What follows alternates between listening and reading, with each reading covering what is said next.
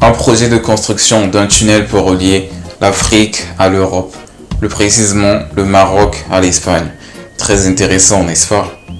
Ce n'est pas du tout une route ni un pont, mais un tunnel sous-marin ferroviaire. Je ne suis pas du tout un ingénieur ou un géologue pour dire lequel de ces trois projets est le plus simple à réaliser. Il faut déjà retenir qu'un tel projet n'est déjà pas simple à réaliser. Vous vous rendez compte, il faut perforer sous la mer, sous le sol marin, entre des nappes d'eau pour faire passer le tunnel. C'est vraiment une folie, c'est une dinguerie. Mais n'oublions pas, un tel projet a déjà été réalisé, le tunnel sous la Manche reliant le sud du Royaume-Uni ou de l'Angleterre et le nord de la France. Le tunnel s'étend sur 50 km dont 37 sous la Manche. La Manche est une mer située au nord-ouest de l'Europe. La distance la plus courte entre le nord de l'Afrique et l'Europe est de 14 km environ, ou la distance la plus courte entre l'Europe et l'Afrique est de 14 km environ. C'est le détroit de Gibraltar, sud-Espagne et nord-Maroc. Ce qui signifie que si on pouvait marcher sur les eaux, un petit footing suffirait pour quitter l'Afrique et se retrouver en Europe, ou quitter le nord du Maroc et se retrouver en Espagne en quelques minutes.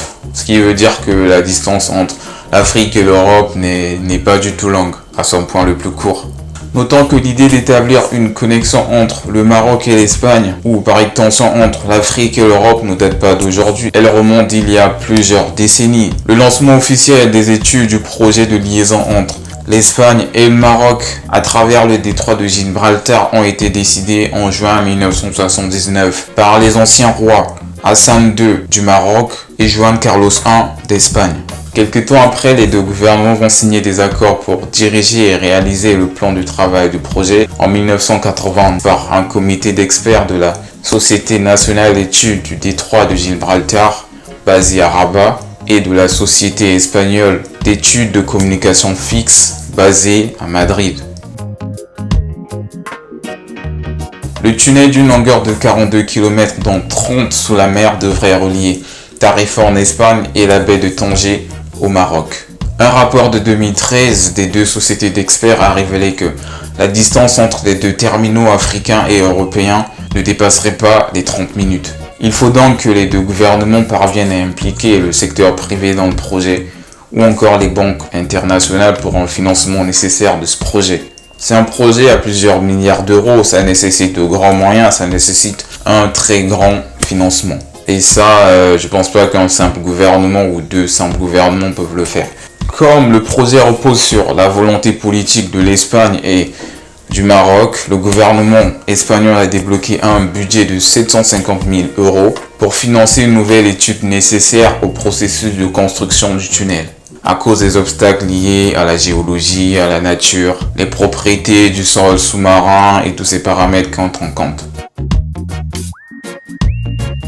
Quand on parle d'un tunnel entre l'Afrique et l'Europe, on peut en quelque sorte penser à un afflux de vagues migratoires de l'Afrique vers l'Europe. Le tunnel va-t-il accroître l'immigration clandestine? Bonne question. Ce qu'on ne doit pas oublier, c'est qu'il y a toujours eu l'immigration clandestine partout dans le monde, dans tous les pays. Malgré toutes les mesures prises, il y a toujours eu l'immigration clandestine. Donc ce n'est pas un tunnel qui va changer la donne. D'ailleurs, un tunnel, ça sera une frontière comme tout autre, il sera contrôlé. Ça sera comme si tu prenais un avion ou un bateau, donc si tu n'as pas de visa, tu ne passes pas. Ou s'il y a des accords entre les pays et des accords de libre circulation, là tu peux passer. Mais sinon, c'est pas parce qu'on part d'un tunnel entre l'Afrique et l'Europe que ça sera l'anarchie. Il y a des frontières qu'il faut respecter, il y a des contrôles qui se font. Donc, si tu n'as pas un visa pour passer ou si les pays n'ont pas des accords de libre circulation, tu ne peux pas prendre le train et partir au-delà de notre frontière. Impossible. Donc sur ce point-là, la frontière sera contrôlée. Pas de raison qu'il y ait une immigration clandestine à cause de ce tunnel.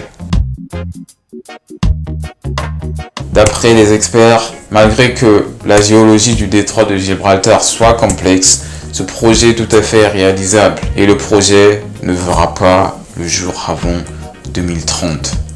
2030, ce projet sera-t-il réalisé? Un tunnel entre l'Afrique et l'Europe, un tunnel entre le Maroc et l'Espagne. 2030 nous donnera la réponse. À la prochaine vidéo les amis.